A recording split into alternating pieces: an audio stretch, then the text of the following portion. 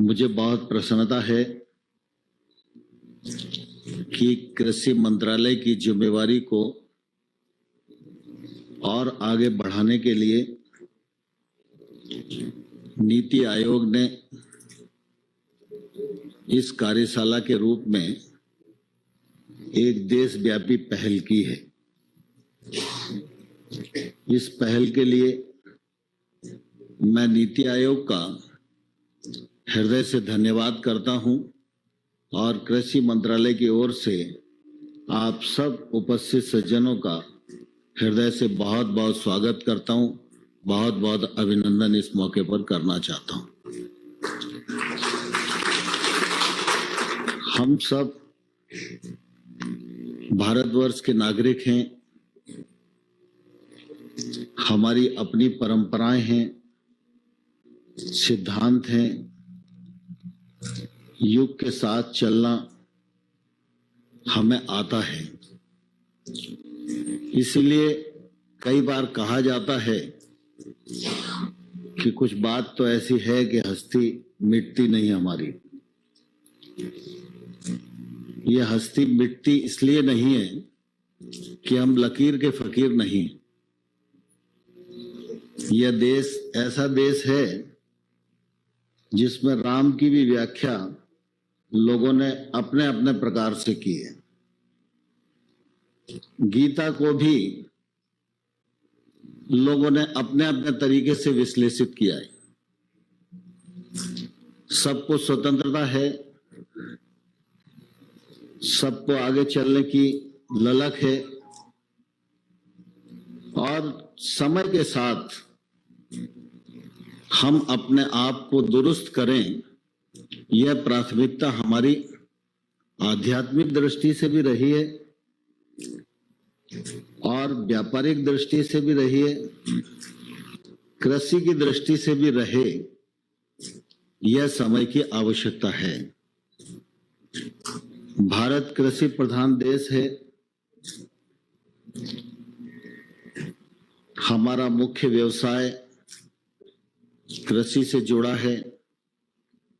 देश की बड़ी आबादी कृषि पर निर्भर करती है। इसलिए कृषि मुनाफे में हो, सरलता से की जा सके, उसमें आधुनिकता का समावेश हो, तकनीक का समावेश हो, निवेश के अवसर हो, बाजार की उपलब्धता हो, सरकारों का सकारात्मक योगदान हो और हमारी जो विधा है वह विधा आत्मनिर्भर हो, प्रकृति के साथ संतुलन बैठाने वाली हो, तो निश्चित रूप से हम और तेजी के साथ आगे बढ़ सकते हैं। कृषि का क्षेत्र व्यापक है, लेकिन इतिहास इस बात का साक्षी है कि जब जब प्रतिकूल परिस्थितियां सामने आई हैं, चुनौतियां सामने आई हैं, तो कृषि का क्षेत्र और किसान का परिश्रम इसने हमेशा देश का साथ दिया है।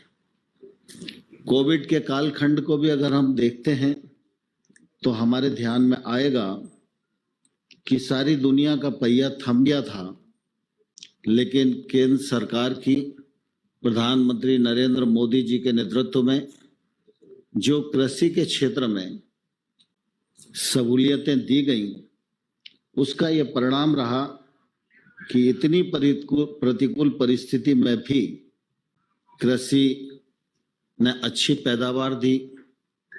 सरकार ने उनके उत्पादन को ठीक प्रकार से खरीदा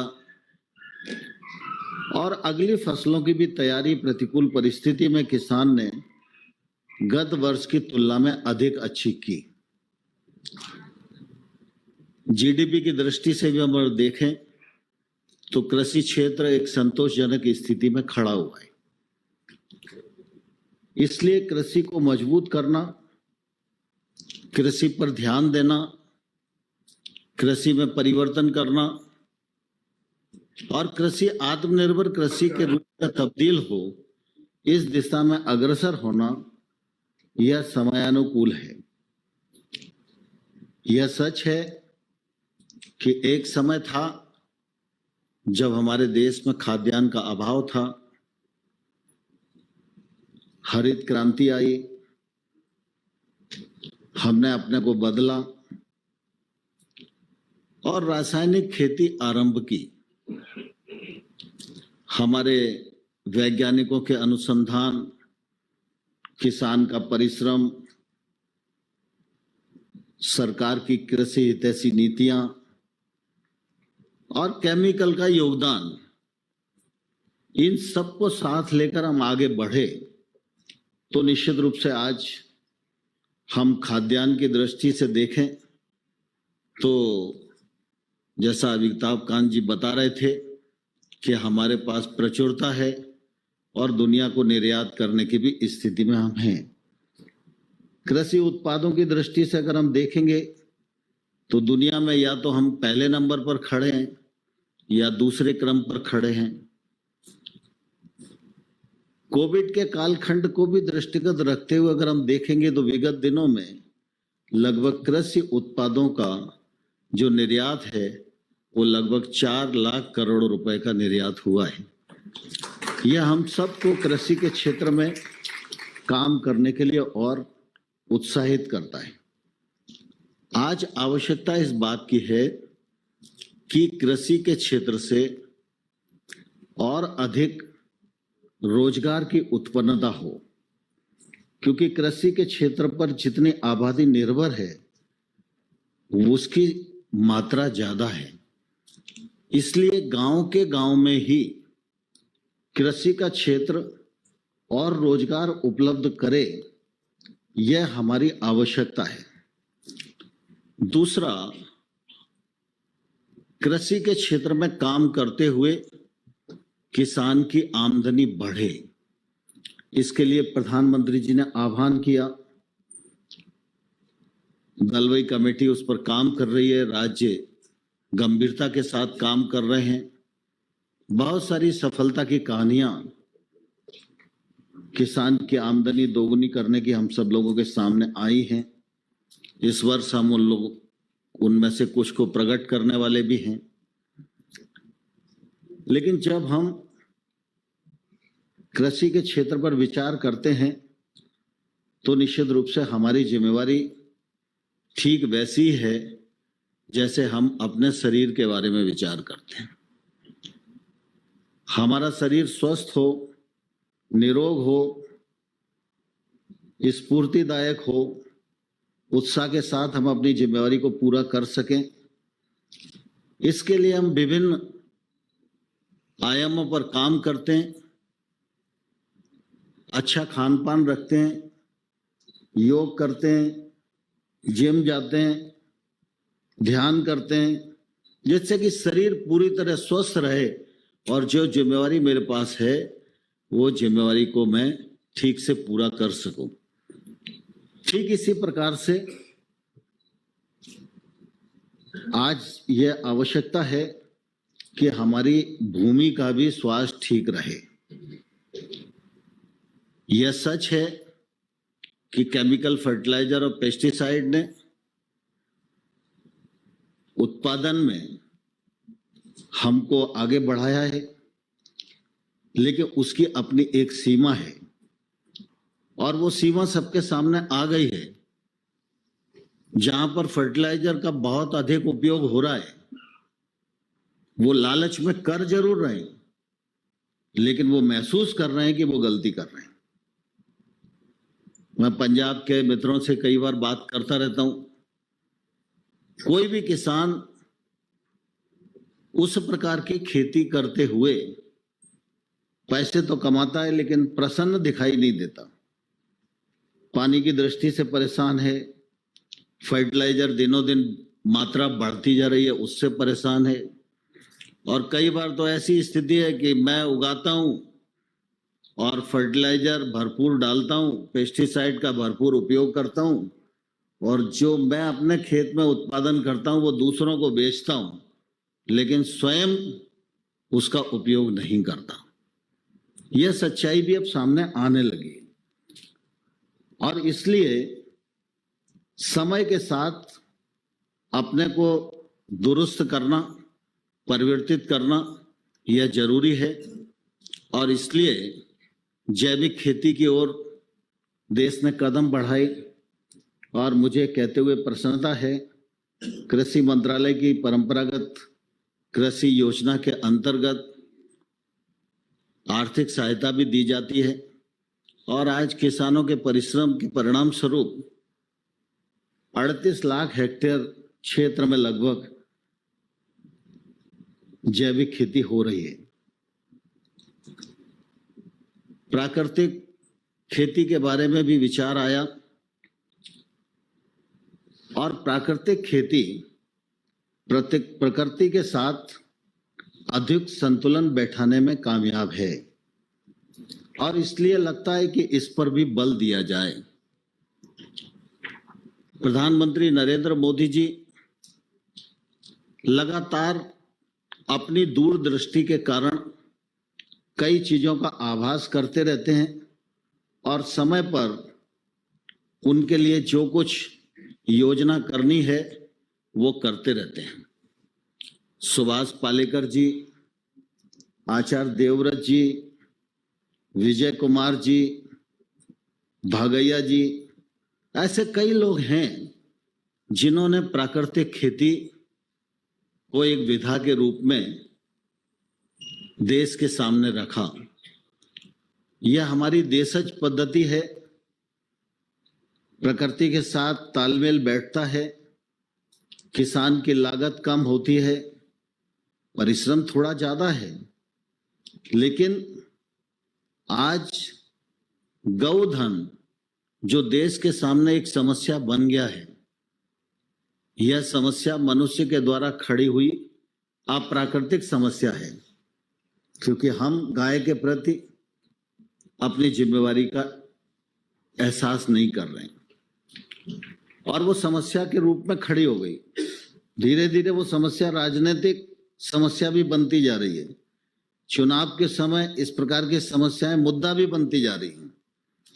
तो आज आवश्यकता इस बात की है कि हम खेती को इस दिशा में ले जाने का प्रयत्न करें जो प्रकृति के साथ संतुलन बैठाती हो, किसान की लागत कम करती हो, स्वस्थ उत्पादन करती हो और किसान को फायदा पहुंचाती हो। और इसलिए पिछले दिनों प्रधानमंत्री जी ने आणंद में एक किसानों की बहुत बड़ी कॉन्फ्रेंस की। माननीय देवव्रत जी भी उस कॉन्फ्रेंस में उपस्थित थे और उस दिन इस बात को एक देशव्यापी संदेश के रूप में प्रधानमंत्री जी ने देश के सामने रखा। तब से लगातार यह कोशिश की जा रही है कि इस दिशा में हम तेजी के साथ कैसे अग्रसर हों। जहां तक वैज्ञानिकों का सवाल है, वैज्ञानिक भी इस दिशा में काम कर रहे हैं, जो विशेषज्ञ हैं वो भी इस दिशा में चिंता कर रहे हैं। कृषि मंत्रालय भी इस कार्यक्रम को मिशन मोड में आगे बढ़ाने वाला है। कृषि शिक्षा में यह सिलेबस के रूप में इस्तेमाल हो, उसकी तैयारी भी चल रही है। और मुझे कहते हुए प्रसन्नता भी है कि जब प्राकृतिक खेती की बात आई थी तो कृषि मंत्रालय ने परंपरागत खेती योजना के अंतर्गत एक उप योजना करके किसानों से संबंध स्थापित किया और किसानों को प्रेरित किया। परिणाम स्वरूप आज 4 लाख हेक्टेयर में देश भर में प्राकृतिक खेती होती है। उसमें आंध्रा है, हिमाचल है, आचार्य जी का कुरुक्षेत्र है और आचार्य जी अब गुजरात में हैं। तो गुजरात में तेजी के साथ ये स्थिति खड़ी हो रही है। डांग जिले में बहुत तेजी के साथ काम चल रहा है। साथ ही साथ आज की जो कार्यशाला यहाँ संपन्न हो रही है, इस कार्यशाला में भी दिन भर विमर्श होगा, अनेक विद्वज्जनों के विचार आएंगे। तो मैं समझता हूँ नीति आयोग भी एक रोड मैप बनाने में कामयाब होगा और जो इस कॉन्फ्रेंस के निष्कर्ष आएंगे, कृषि मंत्रालय उन निष्कर्षों के आधार पर विचार पूर्वक आगे बढ़ेगा, ऐसा मैं इस मौके पर आप सबको आश्वस्त करना चाहता हूं। भारत सरकार लगातार देश के सामने और कृषि के समक्ष जो चुनौतियां हैं उनकी पहचान करके उन पर काम कर रही है।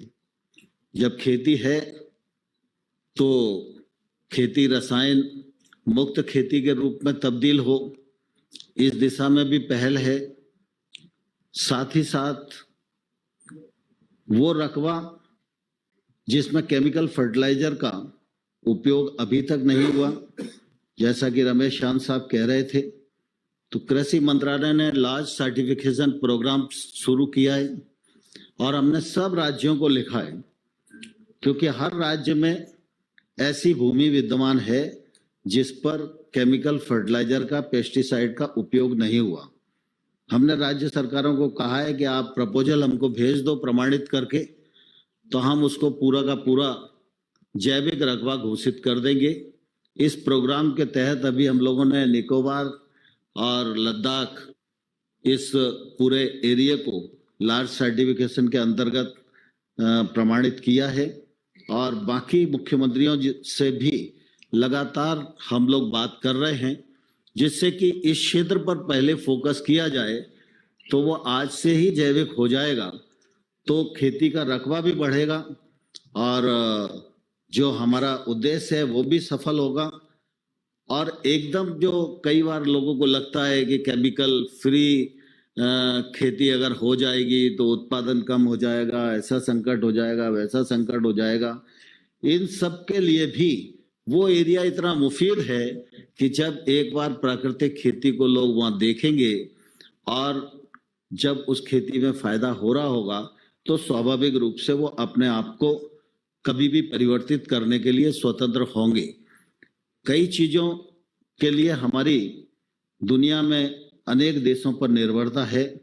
जब प्रधानमंत्री जी आजादी के अमृत महोत्सव के इस मौके पर कह रहे हैं कि आत्मनिर्भर भारत की तैयारी करो, न्यू इंडिया की तैयारी करो, तो निश्चित रूप से निर्भरता हमारी समाप्त हो, यह तो आदर्श स्थिति है, लेकिन कम से कम हो, इस पर काम करना जरूरी है। इसलिए चाहे वो दलहन का विषय हो, चाहे वो तिलहन का विषय हो, इनमें भी मिशन मोड पर हम लोग काम कर रहे हैं। अभी ऑयल पाम के लिए एक अलग मिशन बनाया, उसके भी परिणाम आने वाले कल में अच्छे होने वाले हैं। दलहन के लिए प्रधानमंत्री जी ने आह्वान किया, तो दलहन की दृष्टि से भी बहुत उत्पादन बढ़ा है और बहुत तेजी के साथ देश के किसान इस दिशा में अपनी अपनी भूमिका का निर्वाह कर रहे हैं। किसान टेक्नोलॉजी का उपयोग कर सकें, इसलिए 10,000 एफपीओ बनाने की योजना प्रारंभ की है। 6,865 करोड़ रुपया केंद्र सरकार एफपीओ पर खर्च करने वाली है। धीरे धीरे टेक्नोलॉजी का प्रयोग किसानी में होना शुरू होगा। जैसे जैसे किसान महंगी फसलों की ओर जाएगा, वैसे वैसे तमाम सारे ऐसे प्लेटफॉर्म देश में खड़े होंगे जिससे कि गांव के गांव में ही पढ़े लिखे बच्चे को रोजगार की उपलब्धता होगी। अगर गांव में पढ़े लिखे बच्चे को रोजगार की उपलब्धता हो गई तो हम ये मान सकते हैं कि वो खेती करने की ओर भी प्रवृत्त होगा। आने वाले कल में भविष्य की पीढ़ी कृषि की ओर आकर्षित हो, यह भी भारत सरकार, राज्य सरकार और समाज और नीति आयोग की जिम्मेवारी है। क्योंकि अगर खेती के प्रति अरुचि हो गई तो फिर हम किसी भी विधा की बात करें तो ये संकट किसी दिन हमारे लिए खड़ा होगा। इसलिए देश के भविष्य की पीढ़ी खेती की ओर आकर्षित हो, उसमें रोजगार की उत्पन्नता हो, गांव के गांव में उसको साधन मिले, यह समय की आवश्यकता है। इसलिए प्रधानमंत्री जी ने कृषि और संबंधित क्षेत्र के लिए लगभग 1.5 लाख करोड़ रुपए का प्रावधान किया है। उस पर भी कृषि मंत्रालय, पशुपालन मंत्रालय, सभी लोग तेजी के साथ काम कर रहे हैं। गांव-गांव में इंफ्रास्ट्रक्चर खड़ा होगा, रोजगार के साधन बढ़ेंगे। प्राकृतिक खेती की दृष्टि से आचार्य देवव्रत जी हम सबके मध्य उपस्थित हैं, विस्तार से वे अपनी बात कहेंगे, वो हमारे लिए भी उपयोगी होगी। और यहाँ जो विशेषज्ञ कुलपतिगण, किसान जो व्यवहारिक रूप से इसको अनुभव कर रहे हैं, उनके अनुभव एक दूसरे के साथ साझा होंगे तो निश्चित रूप से एक आदर्श रास्ता बनेगा और हम लक्ष्य तक पहुंचेंगे। ऐसा विचार व्यक्त करते हुए मैं आप सबको पुनः ये आश्वस्त करना चाहता हूं, भारत सरकार का कृषि मंत्रालय इस विधा को आगे बढ़ाने के लिए, आत्मनिर्भर भारत की तैयारी के लिए आपके साथ कंधे से कंधा और कदम से कदम मिलाकर काम करता रहेगा। बहुत बहुत धन्यवाद। जय Bharat. All world open challenge 17 time gold medalist मियां रफीक मोहम्मद, पंडित, मौलवी, बेगम, तांत्रिक, इन चोरा ठग्गा तो सावधान। स्पेशलिस्ट वशीकरण, सट्टा नंबर, लव मैरिज, पति पत्नी च अनबन, विदेश च पक्का होना, कारोबार दा ना चलना, सिर्फ 31 घंटियां विच समाधान। फ्री फ्री फ्री मियां रफीक मोहम्मद। मोबाइल 84 374 94 647, 84 374 94 648। बाबा फतेह खान, पंजाब दे नंबर 1 तांत्रिक, बंगाल तो सिद्धि प्राप्त, पक्का कम पक्का हल, 101% गारंटी, अस्टाम पेपर समेत। सब तो पहला कम करन दा वादा, नौकरी, प्रमोशन, कारोबार च परेशानी, घर च झगड़ा, बरकत, औलाद कहने तो बाहर होना, कोर्ट केस, तलाक, प्रॉपर्टी डिस्प्यूट, गुप्त रोग, पुराना दर्द, पति पत्नी चनपन, जादू टोना, लव मैरिज, मोहनी वशीकरण करवाना जा तुड़वाना, सौतन दुश्मन तो छुटकारा सदा लई, रुस्से नू मनाउणा प्यार मोहब्बत। संपर्क करो बाबा फतेह खान 99 586 35 478।